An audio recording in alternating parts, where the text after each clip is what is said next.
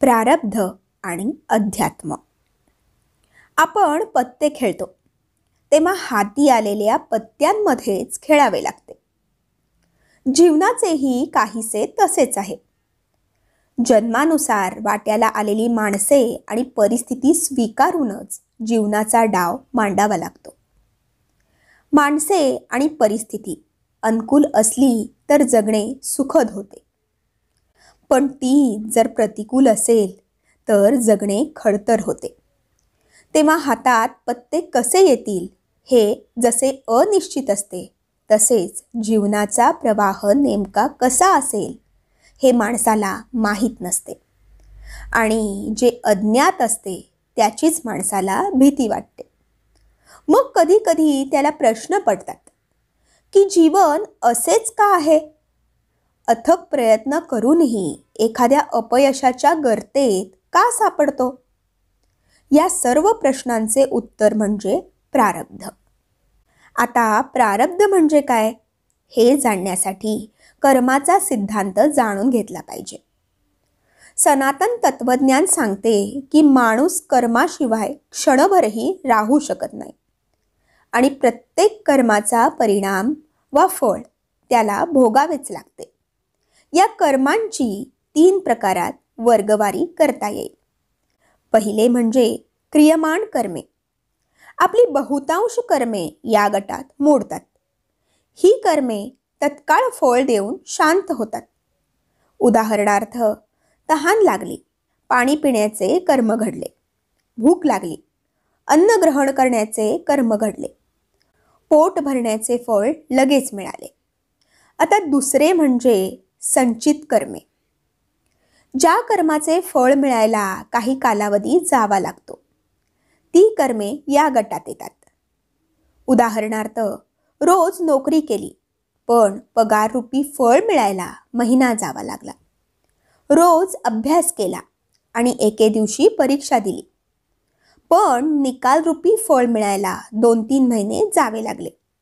म्हणजेच कर्म होऊनही ज्यांचे फळ तात्काळ मिळत नाही, अशा फळाच्या प्रतीक्षेत आपल्या खात्यात जमा झालेल्या कर्मांना संचित म्हणतात. आता तिसरे म्हणजे प्रारब्ध कर्मे. काही संचित कर्मांचे फळ एका जन्माच्या अवधीतही वाट्याला येत नाही. त्या कर्मांचे भोग पुढील जन्मांमध्ये परिस्थितीनुसार वाट्याला येतात. त्यांनाच प्रारब्ध म्हणतात. यातून एक गोष्ट स्पष्ट होते, ती म्हणजे प्रत्येक कर्माचे फळ अटळ आहे आणि ते कर्म आपणच केले असल्याने त्या कर्मफळरूपी भोगांना आपणच जबाबदार असतो. हे प्रारब्ध प्रत्येक माणसागणिक निश्चितच वेगळे असते. एकाच घरात एकाच परिस्थितीत जन्मलेल्या सख्या भावंडांच्या जीवनातही एकसमानता नसते. याचाच अर्थ जीवनाचे बाह्य रूप, दिसणारे रूप एक समान भासत असले तरी प्रत्यक्ष जगण्याचे आंतरिक वास्तविक रूप माणसागणिक वेगवेगळे असते. आधीच सांगितल्याप्रमाणे एक मात्र निश्चित की स्वतः केलेल्या कर्मांचेच परिणाम माणूस भोगतो आणि म्हणून त्याच्या प्रारब्धाला तोच जबाबदार असतो. मग माणसाला प्रश्न पडतो की प्रारब्ध बदलता येते का? स्वप्रयत्नाने देवावर मात करता येते का? प्रारब्ध खडतर आहे म्हणून कर्म करणे सोडून द्यायचे का? हा प्रश्न आजचा नव्हे, हजारो वर्षापासूनचा आहे. मत्स्य पुराणात भगवान मत्स्यदेवांना प्रश्न विचारला गेला की दैव श्रेष्ठ की पुरुषार्थ, अर्थात प्रारब्धाचे बळ अधिक की प्रयत्नांचे. यावर मत्स्य भगवान म्हणाले की आधीच्या अनंत जन्मांमध्ये केलेली कर्मेच या जन्मी दैव बनून, प्रारब्ध बनून वाट्याला आलेली असतात. त्यामुळे माणूस जे कर्म करतो त्यालाच अधिक महत्त्व आहे, कारण त्याचे चुकीचे कर्मच त्याला संकटात गोवते आणि त्याचे योग्य कर्मच त्याला सोडवते. तेव्हा दैवाची साथ नसली तरी माणसाने निराश न होता योग्य सत्कर्मेच केली पाहिजेत. कर्तव्य कर्मेही न टाळता योग्यरित्या पार पाडली पाहिजेत.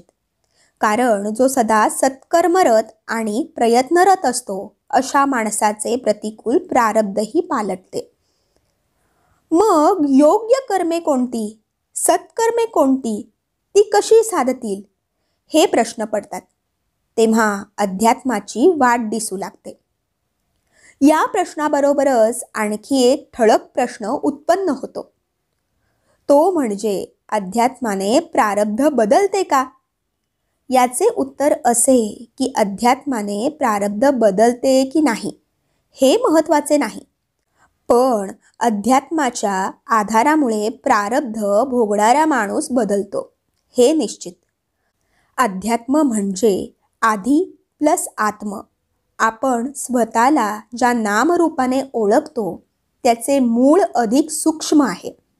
त्या सूक्ष्माकडे नेत सर्व तऱ्हेचा संकुचितपणा मोडून अंतःकरणाला व्यापक करणारे शास्त्र म्हणजे अध्यात्म.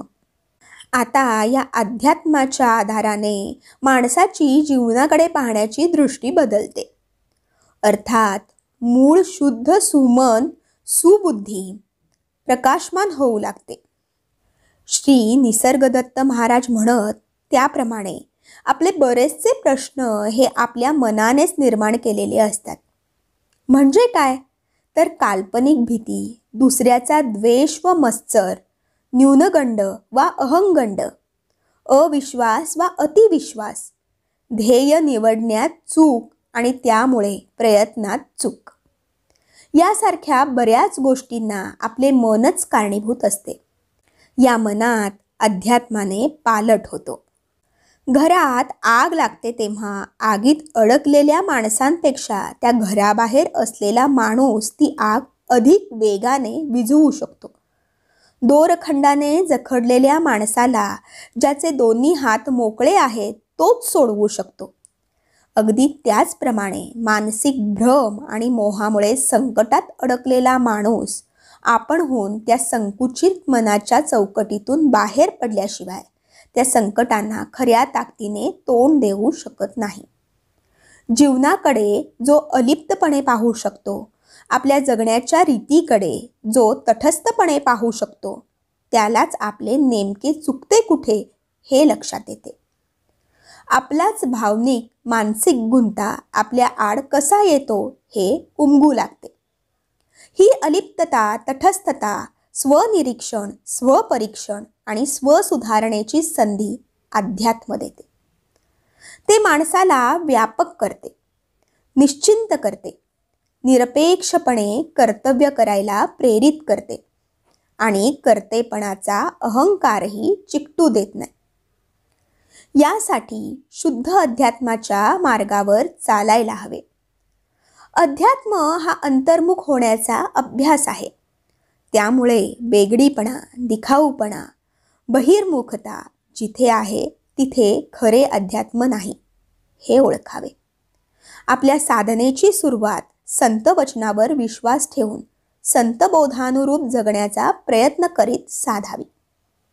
अशा साधनेच्या आधाराने प्रारब्ध भोगणारा माणूस मनाने जेव्हा अधिक खंबीर, अधिक सक्षम होतो, त्याची बुद्धी जेव्हा खऱ्या अर्थाने निर्णयक्षम होते, चित्त स्थिर होते, तेव्हा त्याला कोणत्याही परिस्थितीला सामोरे जायची भीती वाटत नाही. भक्तीच्या आधाराने आंतरिक शक्ती जागी झाल्याने जीवन अधिक सकारात्मक होते. एकेकाळी दुःखाने काठोकाठ भरलेला त्याच्या अंतःकरणाचा डोह आनंदाने भरून जातो. त्या डोहात मग तरंगही आनंदाचेच निर्माण होत जातात. तर मंडळी, आशा करते तुम्हाला ही प्रारब्ध आणि अध्यात्माबद्दलची छोटीशी माहिती नक्की आवडली असेल. माहिती आवडली असल्यास व्हिडिओला लाईक करा, शेअर करा आणि अशाच प्रकारच्या नवनवीन माहिती जाणून घेण्यासाठी आपल्या या लिसन विथ पूनम या चॅनलला नक्की सबस्क्राईब करा. धन्यवाद. श्री स्वामी समर्थ.